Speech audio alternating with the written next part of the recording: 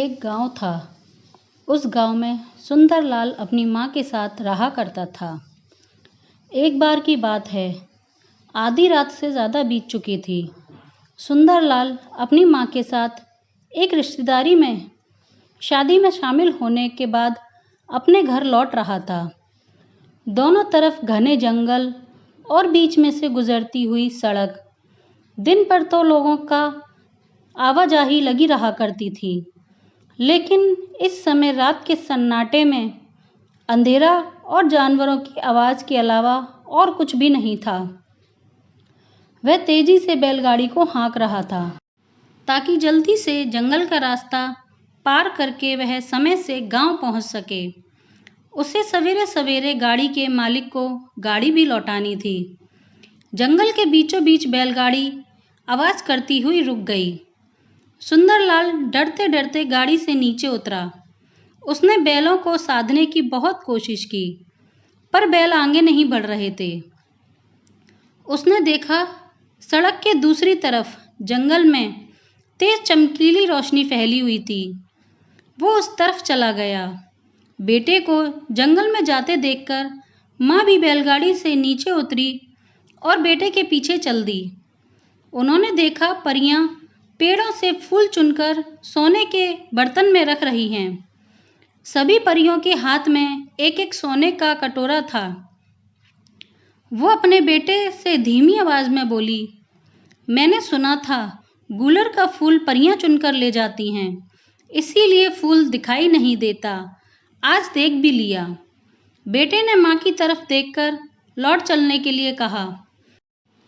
परियों को एहसास हो गया था कि उन्हें किसी ने देख लिया है। वो सब नीचे उतर आईं और उन दोनों को घेर लिया। एक परी ने पूछा, कौन हो तुम? सुंदरलाल ने सच सच बता दिया।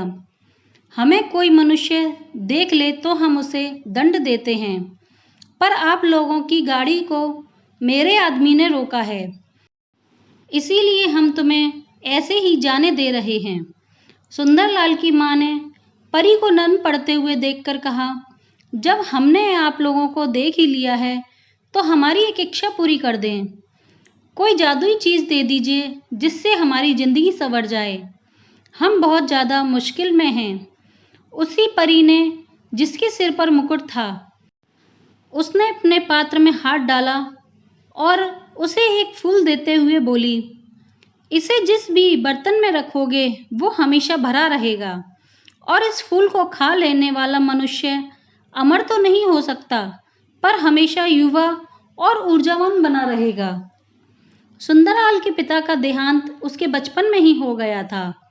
उसकी माँ ने मेहनत मजदूरी करके अपने इकलौते बेटे की परवरिश की थी। घर जाकर माँ ने बातें की कि इस फूल को कहाँ रखा जाए। बहुत सोच विचार कर उन लोगों ने रुपए के बक्से में फूल को डाल दिया। जब वे लोग रुपए खर्च करते, दीन दुखियों में बांटते और जमा करते, साथ ही साथ परोपकार का भी खूब काम करते थे, लेकिन बक्सा हर समय भरा ही रहता, वह कभी खाली नहीं होता।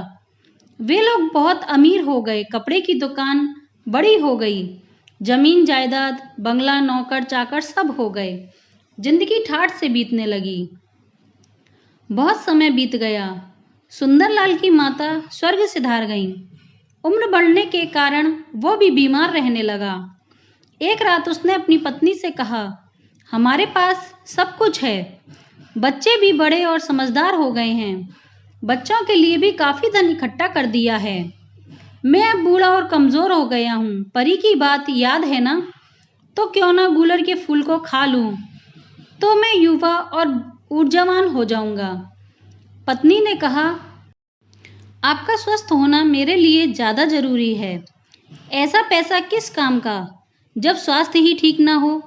बेटे अभी जवान हैं, आपने जो व्यापार खड़ा किया है उसमें मेहनत करके कमाएंगे।